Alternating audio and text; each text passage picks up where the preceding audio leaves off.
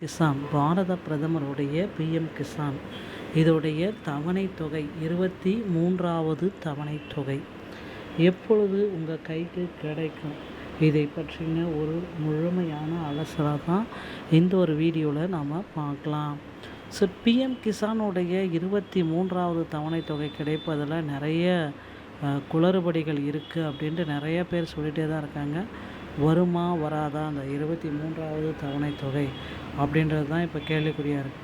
PM கிசானுடைய இந்த 23rd instalment eKYC இந்திய விவசாயிகளுக்கான மிகப்பெரிய நலத்திட்டங்களில் ஒன்றாக விளங்குகிறது. பிஎம் கிசான் சம்மன் நிதி யோஜனா ஆகும்.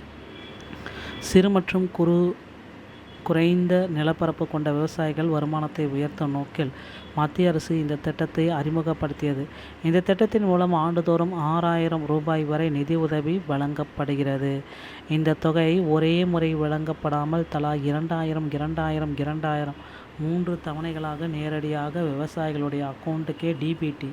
ஸோ இதுக்கு பேர் தாங்க இந்த நேரடி உதவி, பண உதவி. டிபிடி முறையின் மூலமாக உங்கள் அக்கௌண்ட்டுக்கே வரவு வைக்கிறாங்க. ஸோ இந்த டிபிடி மூலமாக வைக்கிறப்போ பார்த்திங்கன்னா அந்த அக்கௌண்ட், அந்த பயனாளர் யாரோ அவங்க அக்கௌண்ட்டுக்கு நேரடியாக பணம் போயிடும்.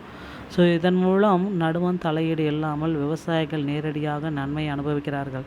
தற்பொழுது நாடு முழுவதும் 9 கோடிக்கும் அதிகமான விவசாயிகள் இந்த திட்டத்தின் மூலம் பயனடைந்து வருகின்றனர் என்பது ஒரு குறிப்பிடத்தக்க ஒரு விஷயங்க.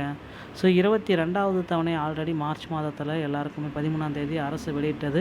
22வது தவணை வெற்றிடமாக வெளியிட்டது. இந்த தவணையின் கீழ் கோடிக்கணக்கான விவசாயிகள் வங்கி கணக்கில் 2000 வீதம் செலுத்தப்பட்டது. இந்த தொகை பல விவசாயிகளுக்கு விதை வாங்குதல், உரம் வாங்குதல், பாசன செலவுகள் போன்ற அடிப்படை விவசாய செலவுகளுக்கு உதவியாக அமைந்தது.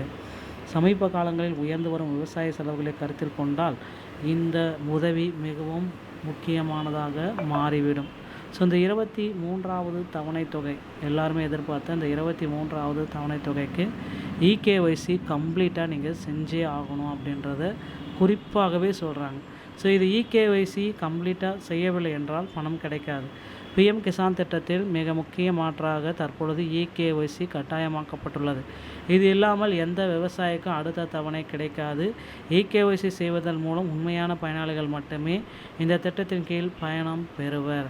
மத்திய அரசு உதவி செய்கிறது. இகேஒய்சி செய்யும் முறைகள் அப்படின்னு பார்த்தா pmkisan.gov.in என்ற இணையதளத்தின் மூலமாக இகேஒய்சியை செஞ்சுக்கலாம் அப்படின்றத குறிப்பாக சொல்கிறாங்க.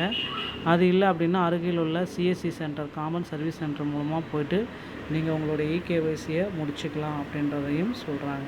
ஸோ அதுவும் இல்லை அப்படின்னா ஆதார் அடிப்படையிலான இகேஒய்சியை முடிச்சுக்கலாம் அப்படின்னு சொல்கிறாங்க. ஓகேங்களா?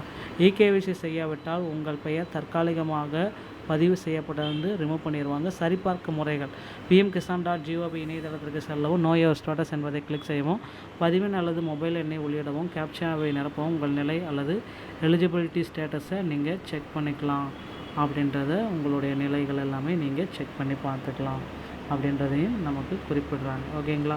ஸோ இது எல்லாமே பார்த்திங்கன்னா இந்த இகேஒய்சி முக்கியம். ஸோ இந்த திட்டத்தில் புதிய விவசாயிகள் எப்படி பதிவு செய்யணும் அப்படின்னா ஆதார் அட்டை, வங்கி கணக்கு விவரங்கள், நில உரிமை ஆவணங்கள், மொபைல் எண் ஆதாரோடு இணைக்கப்பட்டதாக இருக்கும். மொபைல் எண் ஆக்டிவாக இருந்தாவே போதும்.